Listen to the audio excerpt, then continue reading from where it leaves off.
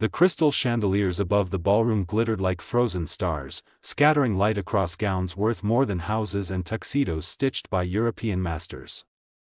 Champagne flutes chimed like delicate bells as the wealthiest and most powerful people in the city gathered beneath one roof. Every laugh echoed with arrogance. Every smile was sharpened with ambition. And at the center of it all, stood my husband. William Blackwood. The man the business world called the architect of fortune. The media adored him. Investors worshipped him. Rivals feared him. Standing under the spotlight on that elevated stage, he looked untouchable, tall, composed, devastatingly handsome in his perfectly tailored midnight suit. Applause rolled through the room like thunder as he raised a glass in quiet acknowledgement, the king surveying his kingdom. He believed he had conquered everything. His company had just finalized the largest corporate merger in the city's history. His wealth had doubled overnight. His influence now stretched across continents. And beside him stood his elegant, loyal wife, the final jewel in his crown. Me. Viola Blackwood. The woman smiling at him like he hung the moon. What William didn't know was that my smile was the calm before a hurricane. Inside my clutch purse sat a tiny encrypted drive holding enough secrets to reduce his empire to rubble. The files inside were worth billions, and one lifetime of betrayal. Because William Blackwood hadn't built his empire through genius or hard work alone. He built it on the ashes of my family. And tonight, while the elite toasted his success, I was about to return from those ashes like a ghost with unfinished business. 1 year. That was how long I had sold my life to him. 365 days pretending to be a loving wife in exchange for saving my family from financial annihilation. It was supposed to be a cold, simple contract. No emotions. No attachments. No intimacy. But somewhere along the way, I made the fatal mistake of falling in love with the man I believed existed behind his ruthless reputation. And discovering the truth shattered me. Tonight wasn't his victory lap. Tonight was his execution. 1 year earlier, my life was defined by fear disguised as determination. Arias Designs had never just been a company. It was my family's soul stitched into architecture and color palettes. My grandfather built it with nothing but raw talent and stubborn optimism after immigrating with little more than a suitcase and a sketchbook. My father expanded it into a boutique firm known for turning spaces into emotional experiences rather than simple decorations.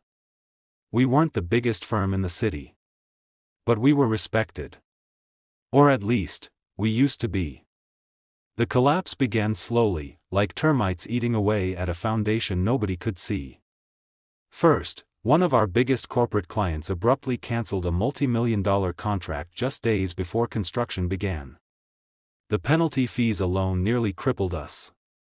Then our primary supplier filed for bankruptcy overnight, freezing our materials mid-project. Several of our ongoing builds halted, bleeding money every hour. We told ourselves it was unfortunate coincidence. Then came the press leak. An anonymous source accused Arias Designs of unsafe building practices. The claims were false, but the damage was devastating. Clients pulled out. Investors backed away. Competitors circled like sharks scenting blood in water. Within months, our once thriving firm was drowning under debt so enormous it suffocated every breath we took. My days turned into a relentless cycle of desperate meetings and humiliating rejections. I wore power suits and forced confidence into my posture, but inside, I was unraveling thread by thread. I still remember one afternoon vividly. I sat across from a venture capitalist who barely tried to hide his disinterest. He leaned back in his chair, fingers tapping lazily against polished wood as I finished my pitch with my voice strained from exhaustion. He didn't comment on our design portfolio. Didn't mention our awards. Didn't acknowledge our decades of success.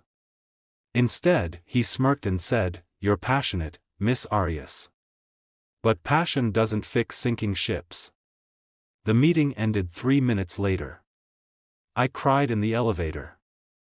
Not loud sobs, just silent tears sliding down my face while strangers stared politely at their phones, pretending not to notice my collapse. Sleep abandoned me completely.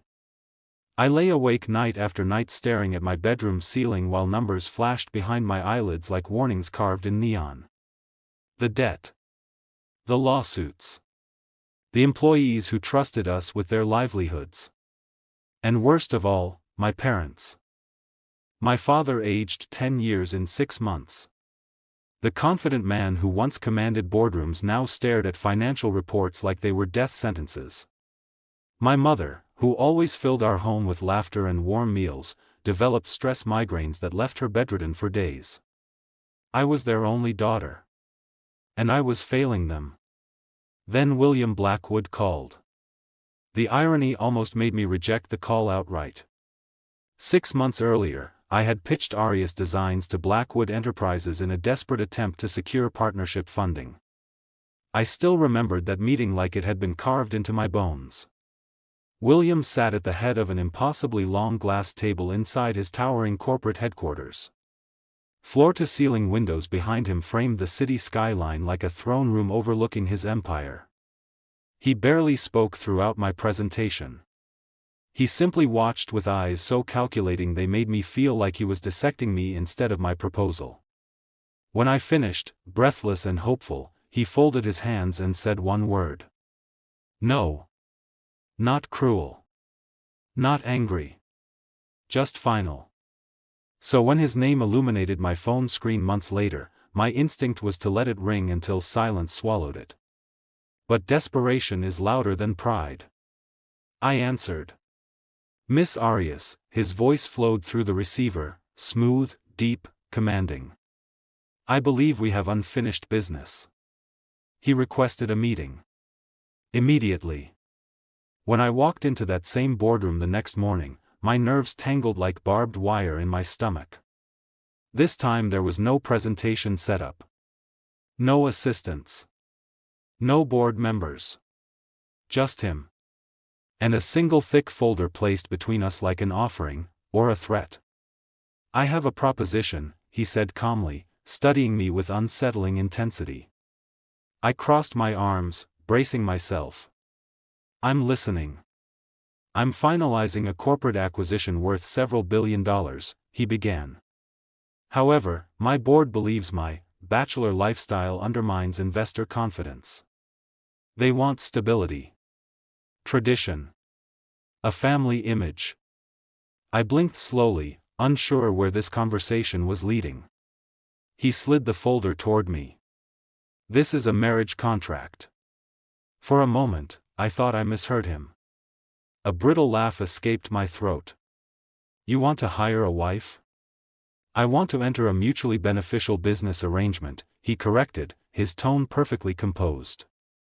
You will play the role of my devoted spouse for 1 year. Public appearances. Charity events. Corporate galas. A carefully curated image of domestic stability. And in return? My voice barely rose above a whisper. I absorb every cent of Arias Designs' outstanding debt. My heart stopped. The number he referenced wasn't salvation. It was resurrection. My family would be saved overnight. Our employees would keep their jobs. My parents would breathe again. But the cost? Why me? I asked hoarsely. His gaze darkened with something unreadable. You possess the elegance and intelligence necessary for the role, he said. You come from a respected family background. And most importantly, you are desperate enough to honor the agreement. The bluntness struck like a slap. Yet, I couldn't deny the truth burning beneath his words. He opened the contract. Clause after clause outlined expectations with surgical precision: public behavior, confidentiality, living arrangements, appearance standards, and a strictly enforced no-intimacy policy ensuring our marriage remained purely professional. I flipped through the pages with trembling hands while my mind spiraled between horror and hope. When I returned home that evening, my father sat silently at the dining table surrounded by unpaid invoices. My mother stood at the kitchen counter pretending to cook, though she hadn't turned the stove on. They looked defeated. That was the moment I understood. The decision had already been made. 2 weeks later, I stood in a sterile courthouse wearing an elegant white suit instead of a wedding dress. There were no flowers. No family blessings. No music. Only legal signatures and the cold metallic weight of a wedding ring sliding onto my finger. The photographer's flash exploded as we exited, announcing our union to the world like breaking news. As reporters shouted congratulations and cameras captured our first public kiss, staged, careful, hollow, William leaned close enough for only me to hear. "Welcome to your new life, Viola," he murmured softly. His breath brushed my ear like a warning disguised as comfort. "Remember to play your part." And just like that, I sold my freedom to the corporate wolf. The first night inside the Blackwood penthouse felt like stepping into a museum designed by someone who hated warmth. The elevator doors opened directly into the living space, revealing a vast expanse of marble floors polished to mirror brightness. Floor-to-ceiling windows stretched across 3 walls, displaying the city skyline like a living painting. Expensive modern art hung in minimalist frames, their abstract shapes probably worth more than my childhood home. Everything was flawless. Everything was cold. A personal assistant handed me a tablet containing my daily schedule, social expectations, wardrobe fittings, and charity appearances arranged weeks in advance. Another assistant politely explained which wing of the penthouse belonged to me and which belonged to William, as if we were royalty negotiating territory rather than newlyweds. "Mr. Blackwood values privacy," she said with a courteous smile. Privacy. It was a diplomatic word for distance. William barely spoke during those first weeks after the wedding. He treated our marriage with the same efficiency he applied to billion-dollar negotiations, precise, emotionless, and carefully structured. Every morning, we exchanged polite greetings over coffee while reviewing public schedules. Every evening, we attended networking dinners or corporate events where we performed the roles of power couple perfection. Then we returned home and disappeared into separate wings like strangers sharing a hotel suite. I told myself that was what I agreed to. But loneliness is a strange thing. It sneaks in quietly, settling into spaces you don't realize are empty until it fills them with echoes. To preserve some sense of myself, I kept sketching. Interior design had always been my sanctuary, the one place where chaos turned into beauty under my hands. One evening, about 3 months into our marriage, I sat cross-legged on the living room floor surrounded by fabric samples and charcoal pencils. Music played softly through hidden speakers while I lost myself in designing a concept for a small boutique cafe renovation project I hoped to pitch once Arias' design stabilized. I didn't notice William enter until his shadow fell across my sketches. I stiffened automatically, expecting criticism or dismissal. Instead, silence stretched between us. When I finally glanced up, I found him watching me with an unfamiliar expression, something contemplative, almost nostalgic. "My mother used to paint," he said suddenly. His voice lacked its usual corporate sharpness, softened by memory. I blinked, surprised. "She said painting was the only way to make the world quiet," he added. I waited for elaboration. None came. He simply studied my sketches for another moment before walking toward his private study, leaving me staring after him in stunned confusion. It was such a small interaction. Yet it lingered in my thoughts long after he disappeared. That moment became the first fracture in the flawless mask William wore around the world. The second crack appeared 2 weeks later. I had grown tired of eating meals prepared by a Michelin star chef who treated seasoning like sacred science. The dishes were breathtaking but impersonal, like edible art displayed behind glass. So one afternoon, while William was still at work, I decided to cook dinner myself. It was an ambitious mistake. The kitchen looked less like a cooking space and more like a spaceship control center. Touchscreen appliances glowed with intimidating precision. I spent 30 minutes just figuring out how to turn on the stovetop. By the time I attempted pasta, chaos had already begun. Sauce boiled over. Garlic burned. I dropped an entire bowl of noodles onto the marble floor while scrambling to silence the smoke alarm screaming overhead. I stood there waving a dish towel like a white flag of surrender when William walked in. I froze, expecting irritation or silent judgment. Instead, he laughed. Not a polite chuckle. Not a controlled corporate laugh. A genuine, startled laugh that transformed his face into something younger, freer, almost boyish.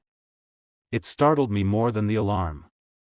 I believe, he said, reaching up effortlessly to silence the detector, this is precisely why I employ a professional chef. Embarrassment flushed my cheeks. I just wanted something normal for once. His expression softened. Without another word, he picked up his phone and placed an order.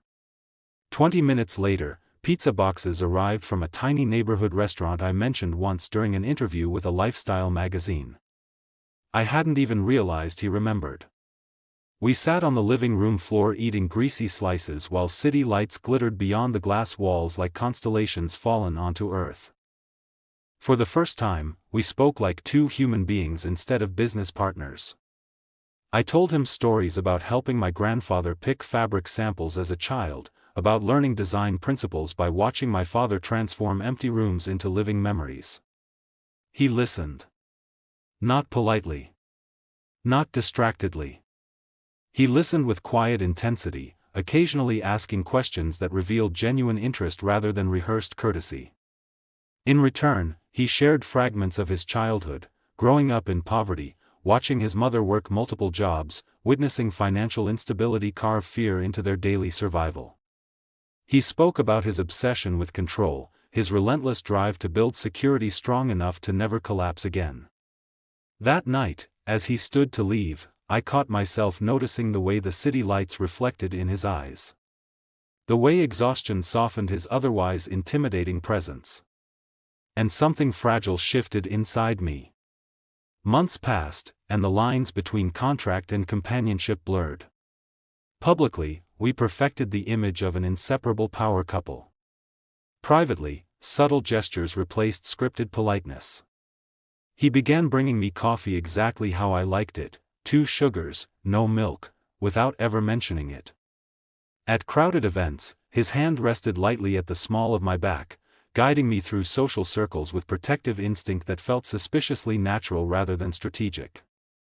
Once, during a charity auction, an overly aggressive investor cornered me with thinly veiled flirtation. Before I could respond, William appeared beside me, his posture radiating silent authority. The man retreated immediately, leaving William standing closer than necessary. "You don't have to tolerate behavior that makes you uncomfortable," he said quietly. His words weren't part of any contract. Neither was the way his jaw tightened as he watched the man leave. Those moments accumulated like quiet snowfall, barely noticeable individually, but overwhelming when they finally settled. And somewhere between late-night conversations and stolen glances across ballroom floors, I began falling in love with my fake husband. I fought it at first. Falling in love with William Blackwood was like falling in love with a thunderstorm, beautiful, dangerous, impossible to hold without being destroyed. But emotions rarely ask permission. The tension between us reached its peak during a charity fundraising gala nearly 10 months into our contract. I wore a silver gown designed by one of my former Arias employees. William remained unusually quiet throughout the evening, his gaze lingering on me in ways that unsettled my carefully maintained composure. When the event ended, he escorted me back to the penthouse in silence. The elevator ride stretched with unspoken electricity humming through the enclosed space. Outside my bedroom door, he hesitated. "You were remarkable tonight," he said, his voice lower than usual. "You captivate people effortlessly." "I'm fulfilling my contractual obligations," I replied, though my pulse thundered against my ribs. He stepped closer. Too close. His fingers lifted, brushing a loose strand of hair from my cheek. The contact sent shockwaves racing through my entire body. For one suspended heartbeat, his gaze dropped to my lips, dark with conflict. I thought he would kiss me. I wanted him to. Instead, he withdrew abruptly, stepping back as if restraining himself required physical distance. "Good night, Viola," he murmured hoarsely. Then he walked away. I closed my bedroom door and pressed my forehead against it, trying to steady my racing heart. Because in that moment, terrifying clarity crashed over me. I wasn't pretending anymore. I was hopelessly, dangerously in love with the man who technically wasn't mine at all. And worse, I believed he might be falling for me too. By the time the final month of our contract arrived, William's merger deal dominated every conversation across financial news networks. Analysts praised his strategic brilliance. Investors celebrated his relentless precision. The upcoming Blackwood Enterprises annual gala was announced as the crowning celebration of his success. To the world, it was a triumph. To me, it felt like a ticking clock. The contract would end 2 weeks after the gala. I would leave the penthouse, return to my family, and resume rebuilding Arias Designs independently.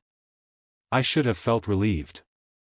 Instead, dread coiled inside my chest like tightening chains.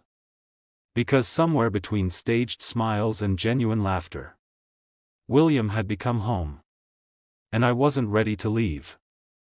I decided I would tell him everything after the gala. I would confess that my feelings were real. That our marriage had stopped being a performance long ago. I allowed myself to imagine impossible futures, mornings drinking coffee together without scheduled appearances, designing spaces while he built empires beside me, love growing naturally beyond contractual obligation. Hope is a dangerous thing. It builds castles in the sky while reality sharpens knives beneath your feet. 3 days before the gala, William left for Tokyo to finalize the final merger negotiations. The penthouse felt emptier than usual without his presence. Silence echoed louder than ever before, amplifying my restless thoughts and fragile excitement. I wandered aimlessly through rooms that suddenly felt too large, too hollow, too temporary. Eventually, my footsteps carried me toward the one room I had always avoided. William's private study.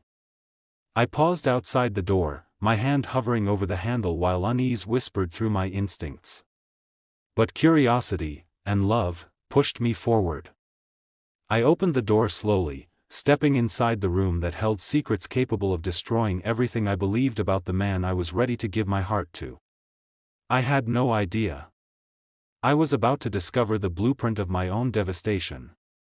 William's study smelled like leather, cedarwood, and quiet authority. The room felt different from the rest of the penthouse, less staged, more personal. Dark wooden shelves lined the walls, filled with finance journals, history books, and biographies of powerful figures who had shaped industries and toppled governments. A single low lamp cast warm golden light across a massive desk positioned near the window, overlooking the glittering city below. I had entered this room dozens of times in my imagination. Never in reality. I told myself I wasn't snooping. I wasn't searching for secrets. I just wanted to understand him better, the man I believed existed beneath layers of steel ambition and corporate armor. Still, a quiet tension prickled across my skin as I stepped further inside. The desk was immaculate. Files aligned perfectly. Pens arranged with obsessive precision. William thrived on control, and this room was the physical embodiment of that need. Then I noticed it. On a side table beside the desk sat an older laptop, sleek but slightly outdated compared to the cutting-edge technology William usually used. It looked out of place among his meticulously curated workspace, like a relic preserved intentionally rather than forgotten. Curiosity nudged at my instincts. I approached slowly, my fingertips grazing the smooth metal surface before I opened it. The screen flickered to life instantly. No password. That alone sent a small chill crawling down my spine. William Blackwood protected information like it was oxygen. The idea that he would leave any device unguarded felt wrong. The desktop was nearly empty. Except for one folder. It sat alone in the corner of the screen, labeled with chilling simplicity. Project Nightingale. I frowned. The name meant nothing to me. William never mentioned it during late-night conversations or business briefings I occasionally overheard. It sounded poetic, almost beautiful. My instincts whispered for me to close the laptop and walk away. Instead, I clicked. The folder opened into dozens of subfolders organized by dates stretching back over 18 months. A strange unease tightened my chest as I opened the earliest file. My breath caught instantly. It was a market analysis report for Arius Designs. Not a general industry evaluation, a detailed, hyper-focused dissection of my family's company. It included financial projections, client retention patterns, staffing structures, and supply chain vulnerabilities mapped out with surgical accuracy. Cold dread seeped into my veins. I opened another file. This one contained a psychological profile of my father. Strengths. Weaknesses. Leadership habits. Negotiation tendencies. Risk tolerance thresholds. Even personal stress triggers. My hands began to tremble. No, I whispered under my breath, shaking my head as if denial could erase the words glowing on the screen. I clicked another file. And another. Each document peeled away another layer of comfort I had built around my marriage. Then I opened a file titled Phase 1, Destabilization. The document unfolded like a death sentence written in corporate language. It outlined a strategic plan to short Arius Designs stock through offshore investment groups. It detailed negotiations with a shell corporation designed to poach our largest client. It contained correspondence discussing the acquisition of our primary supplier, followed by termination of existing contracts to halt our material access mid-project. Every disaster that nearly destroyed my family was listed in neat bullet points. Planned. Budgeted. Executed. My breathing grew shallow, erratic. The room felt smaller, the walls pressing inward as realization began suffocating my thoughts. I scrolled further, my heart pounding so violently it blurred my vision. Phase 2, Isolation. This section described leveraging corporate influence to quietly discourage banks from approving loan requests for Arius Designs. It included internal emails between Blackwood Enterprises executives referencing reputation management tactics designed to ensure our company appeared financially unstable to potential investors. That press leak. The false safety accusations. It was all there. Orchestrated with cold, mathematical precision. A choked sob escaped before I could stop it. Tears blurred the screen, but I wiped them away violently, desperate to see more, desperate to find some explanation that would prove this was coincidence or misinterpretation. But the final folder waited at the bottom of the file list like a silent executioner. Phase 3, The Proposal. My fingers hovered over the mouse, trembling so badly I almost couldn't click. When the file opened, the world as I knew it collapsed. It was a psychological profile of me. The document analyzed my loyalty to family, my emotional resilience, my desperation thresholds. It contained transcripts of interviews, social media behavioral analysis, and predictive modeling estimating my response to financial collapse scenarios. A single paragraph near the conclusion shattered the last fragile thread holding my sanity together. Subject exhibits high familial loyalty and self-sacrificial tendencies. Statistical projection indicates subject will accept legally binding marriage arrangement in exchange for financial restoration of family enterprise. I stared at the words until they burned into my retinas. Then I saw the final line. Recommended strategy, 1-year contractual marriage. Highest probability of asset acquisition and public image stabilization. Asset. That's what I was. Not partner. Not wife. Not person. A corporate acquisition. The laptop slipped from my numb fingers onto the desk with a hollow metallic thud. I stumbled backward, my legs barely supporting my weight as nausea surged violently through my body. Memories flooded my mind in brutal clarity. His comforting words during late-night conversations. His gentle touch brushing hair from my face. The pizza night laughter. Every moment I had cherished twisted into something grotesque and calculated. Had he studied my reactions the same way he studied market trends? Had every vulnerability I shared been catalogued as data for manipulation? My chest tightened painfully, like invisible hands squeezing my lungs until breathing became impossible. I sank into his leather desk chair, clutching the armrests while silent tears streamed down my face. The man I loved didn't exist.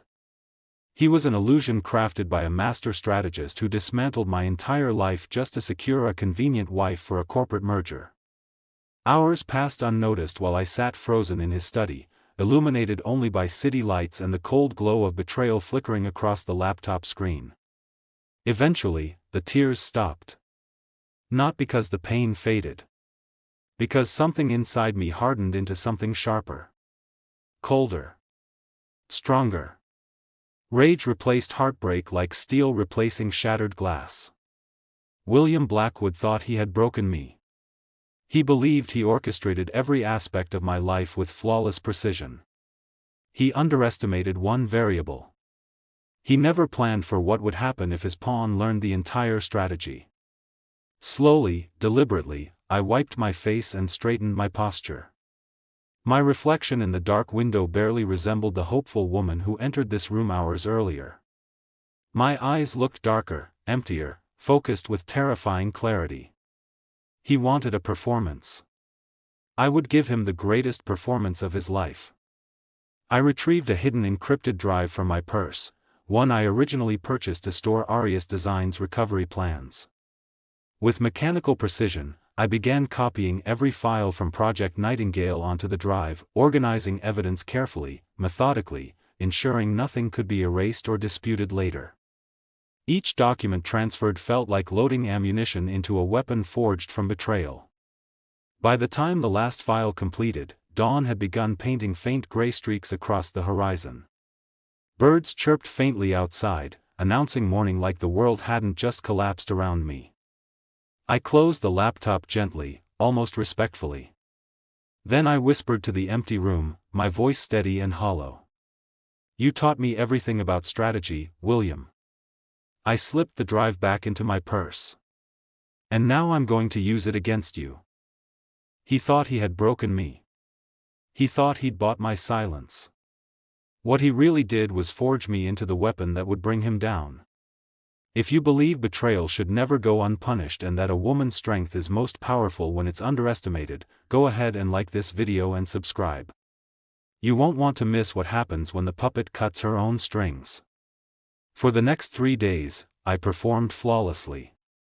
I greeted him warmly when he returned from Tokyo, ignoring the guilt that flickered in his eyes when he mentioned missing me. I attended final gala planning meetings, smiling, laughing, playing the perfect devoted wife while carefully coordinating my own secret preparations. I drafted a mass email addressed to every major news outlet, regulatory agency, and financial watchdog in the country. I scheduled its release to coincide with the most public moment of William's celebration. I rehearsed my speech alone in empty rooms until my voice carried no tremor, no hesitation, no lingering love. By the time the gala arrived, I was no longer Viola Blackwood, the contract wife. I was the reckoning he never saw coming. The night of the Blackwood Enterprises annual gala glittered like a monument to excess and power. Crystal chandeliers cascaded from the ballroom ceiling like frozen waterfalls, scattering light across polished marble floors. Golden floral arrangements towered over linen-draped tables where the wealthiest names in the country gathered in designer gowns and tailored suits worth more than most people's annual salaries. The air buzzed with champagne laughter, flashing cameras, and whispered business negotiations disguised as social niceties. Tonight was William Blackwood's coronation. And I was about to turn it into his public execution. I stood at the top of the grand staircase inside our penthouse, adjusting the folds of my gown. The fabric flowed around me in deep crimson silk, hugging every curve like armor disguised as elegance. I chose red deliberately. Not for romance. For war. My reflection stared back from the polished glass railing. My makeup was flawless. My posture regal. My expression calm and unreadable. No one would see the storm beneath. William waited at the bottom of the staircase. He wore a tailored midnight black tuxedo that fit him like it was stitched directly onto his body. Confidence radiated from him in effortless waves, the same commanding presence that built his empire from nothing. When he looked up and saw me, his entire expression softened in a way that would have melted my heart weeks ago. "Viola," he breathed, stepping closer as I descended. "You look breathtaking." His voice carried genuine admiration, possibly even love. The words scraped across my chest like broken glass. He reached for my hand, pressing a lingering kiss against my knuckles before guiding me toward the waiting car. "Tonight is for us," he said warmly as the chauffeur closed the door behind us. "A celebration of everything we've achieved together." I turned toward the tinted window, watching city lights streak past like fading memories. "Everything you've achieved," I corrected quietly, my voice calm but glacial. He frowned slightly, studying my reflection in the glass. Confusion flickered across his face, but he dismissed it quickly, replacing concern with charming confidence. He had no idea. The ballroom erupted into applause when we entered. Camera flashes exploded like lightning as photographers shouted our names.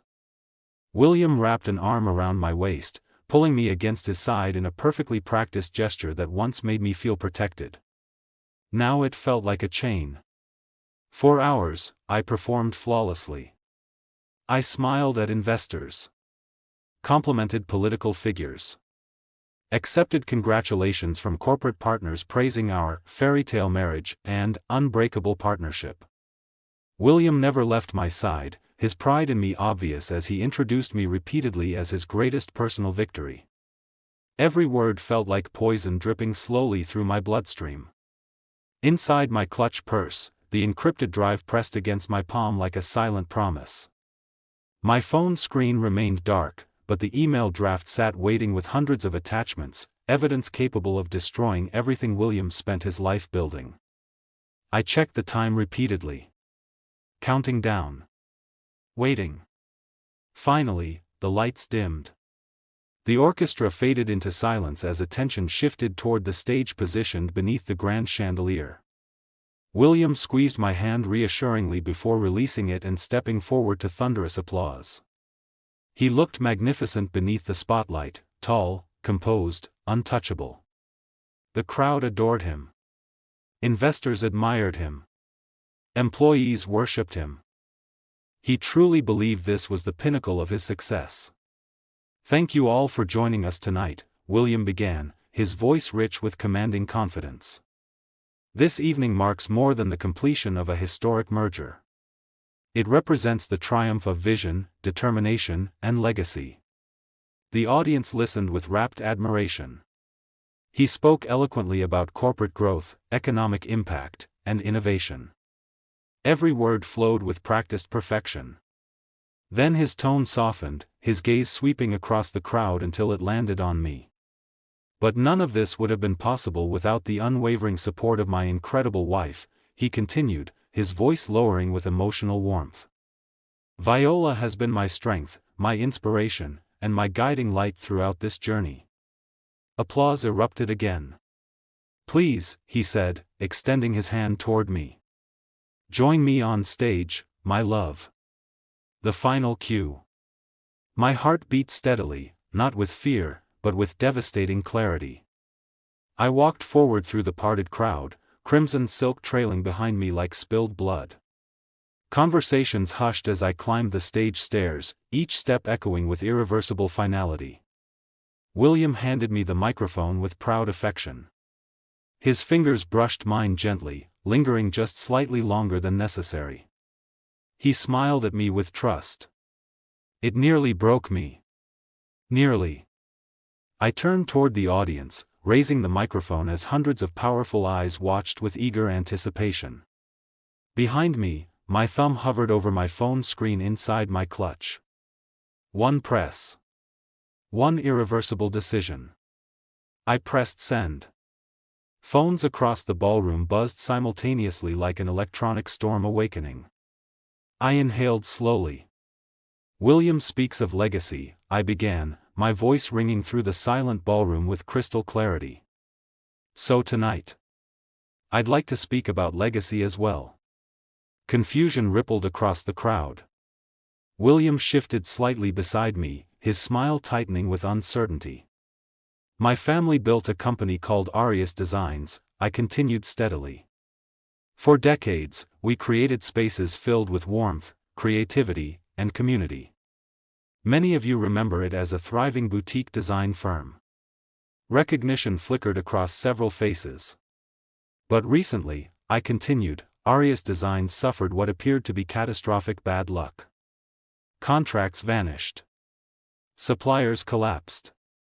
Investors withdrew. Press scandals surfaced overnight. Murmurs spread through the room as phones continued buzzing with incoming notifications. It wasn't bad luck, I said, my voice sharpening like drawn steel. It was corporate assassination. William's hand grabbed my arm, his fingers digging into my skin. Viola, stop, he whispered harshly through clenched teeth. I stepped away from him, maintaining perfect composure. The operation was titled Project Nightingale, I continued, raising my voice slightly. A strategic blueprint designed to destroy Arias Designs from within. Gasps erupted around the ballroom as guests scrolled through the documents now flooding their inboxes. William lunged toward me, panic replacing authority in his expression. She's confused. She doesn't understand. Oh, I understand perfectly, I interrupted coldly. I turned slowly toward him, locking eyes with the man I once loved. Project Nightingale was orchestrated by William Blackwood, I declared. He dismantled my family's company piece by piece. He manipulated financial markets, pressured investors, and engineered supply chain collapses to push my family into irreversible debt. The ballroom exploded into chaotic whispers.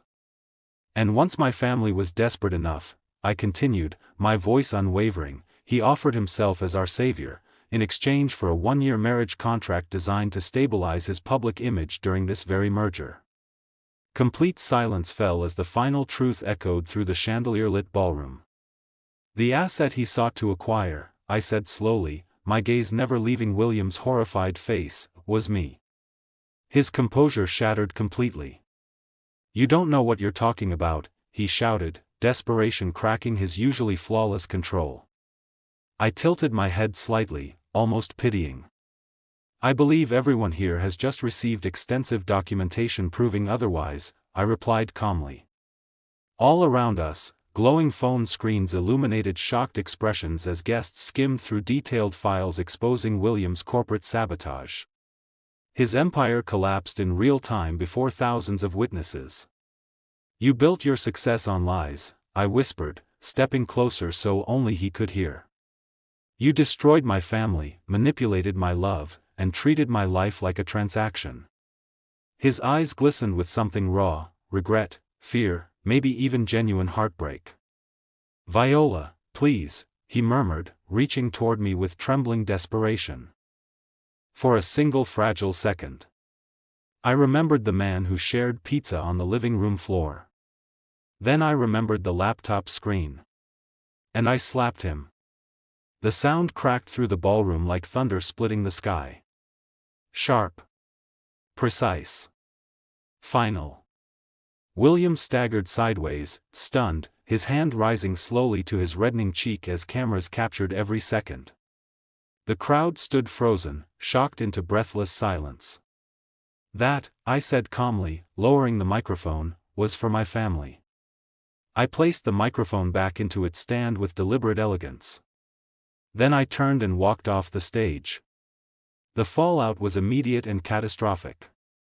The story of Project Nightingale, was everywhere by morning. Blackwood Enterprises was buried in federal investigations and shareholder lawsuits. William Blackwood's empire, built on lies, crumbled to dust in a matter of weeks. I never saw him again. I never wanted to. I didn't take a cent. The contract was void, shattered on that stage along with his reputation. The debt he created was now his problem. It wasn't an easy path. I had my heart broken in the most brutal way imaginable.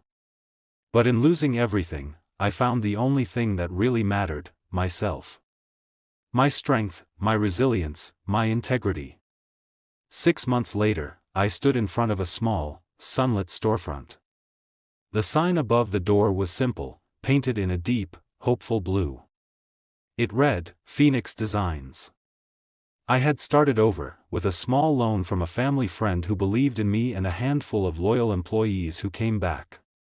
It was a struggle, but it was mine. Built on honesty, not betrayal. The man I thought I loved tried to turn me into a footnote in his story. But in the end, he was just a villain in mine. I didn't get a fairy tale ending with a prince. I got something so much better. I got to be my own hero.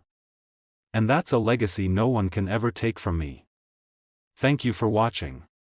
If you were moved by this story, please subscribe for more stories about love, loss, and the sweet taste of revenge. Let me know in the comments what you think William deserved.